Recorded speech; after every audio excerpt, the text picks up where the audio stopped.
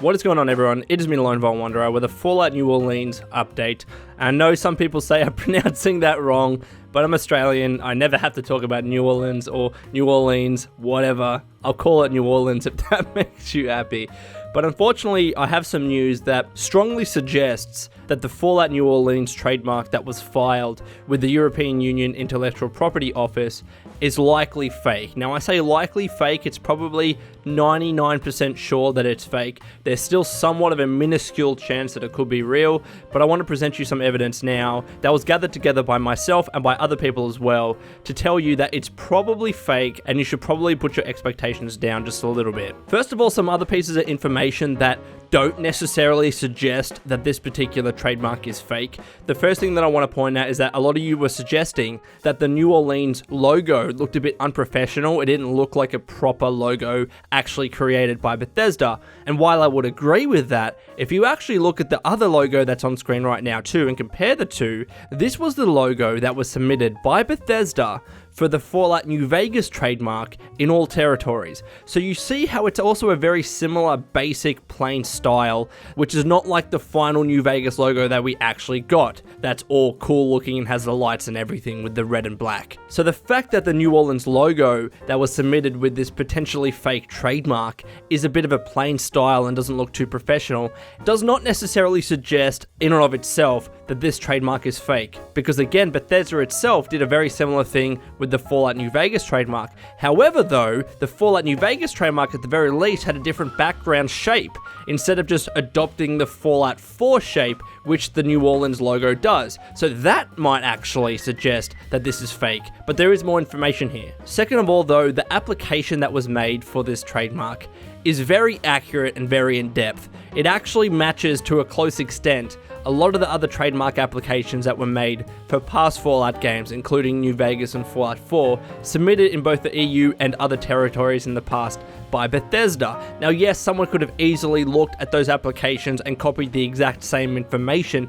There have been subtle differences here and there, but relatively they look like fairly accurate applications. So at this stage, when I looked at this, I thought, alright, there's more and more evidence mounting that this potentially isn't fake, especially because of the third point that I'm going to make here. The trademark application for the Fallout New Orleans trademark actually satisfied the fast track conditions, and you can see that on screen now.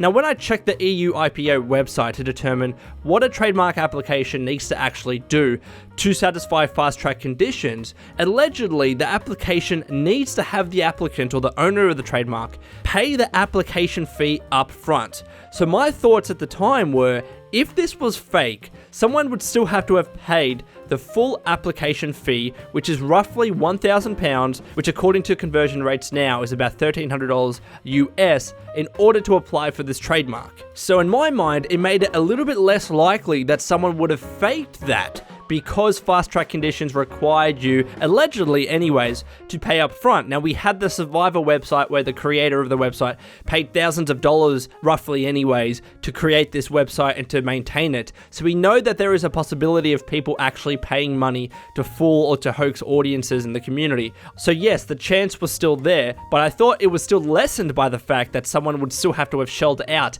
about $1,300 US to get these fast track conditions.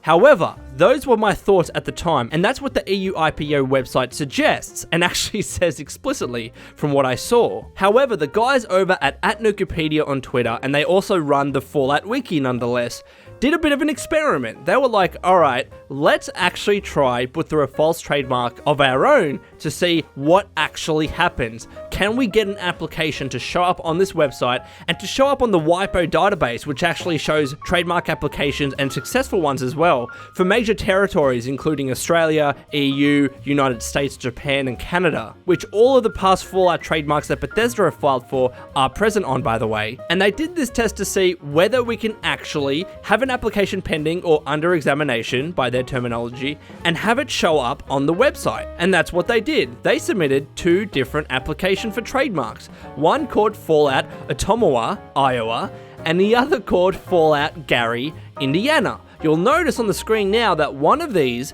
satisfies fast track conditions and the second one does not. But the first thing to point out that it was very easy for them to put through these two applications for these trademarks. Now, admittedly, they didn't do the applications to the exact same way as the Fallout New Orleans trademark application, so there are some differences there. However, the result was relatively the same. They had these two applications with Fallout in the name for the trademarks. Both of them are application under examination. Both of them have the owner information of these particular trademarks hidden, like the Fallout New Orleans one, and one of them has fast track conditions satisfied.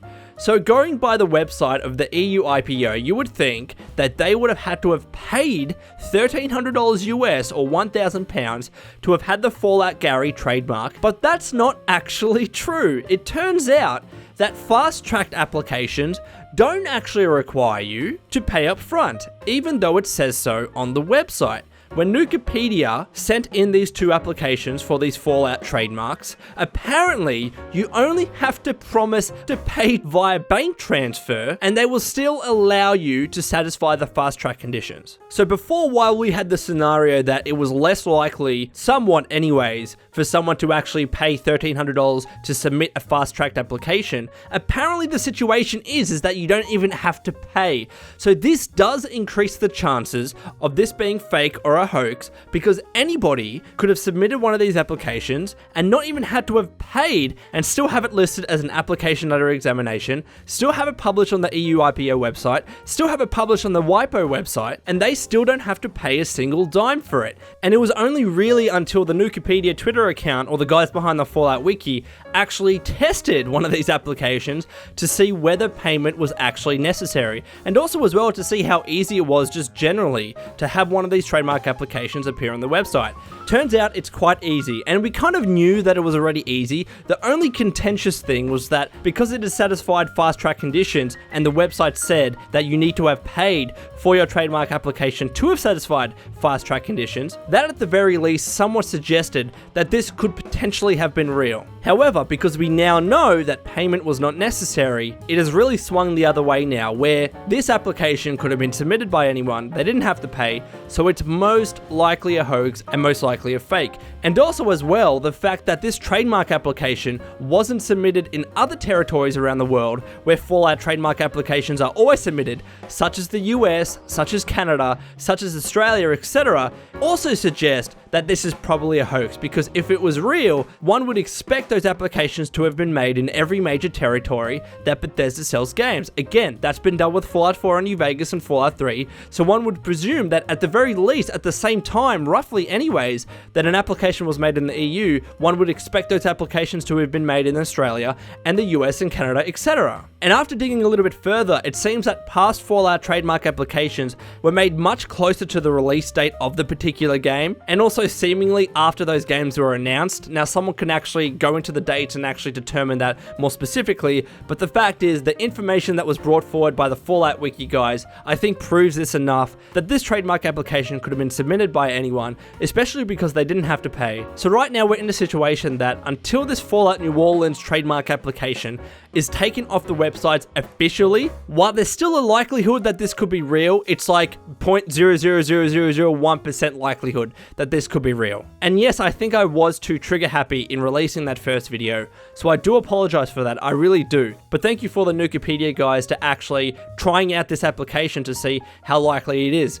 We now know forward, and we should have known this, and I was probably really reckless in doing this, and I'm sorry, but we now know moving forward that anytime we see a trademark application, I'm not even going to look at it, I'm really even not, until we can actually see that an application was made by Bethesda, or ZeniMax, or whoever, and it's actually shown on the trademark application, then and only then will I cover it on my channel in a video. The owner information on the Fallout New Orleans trademark application is still hidden. It's likely going to be taken down before we ever see who actually submitted this. So again guys, I do apologize for being so trigger happy with that first video. I did make a mistake. I could only really go off the information that was present on their website, and the website did say that you had to have paid for fast track conditions. So at least I thought that would have made it less likely that this was a hoax. Less likely, not completely impossible. However, this information brought into the fray by the Nukipedia guys, in that you don't actually have to pay for a fast track application, I think does put it to rest, and again I apologize.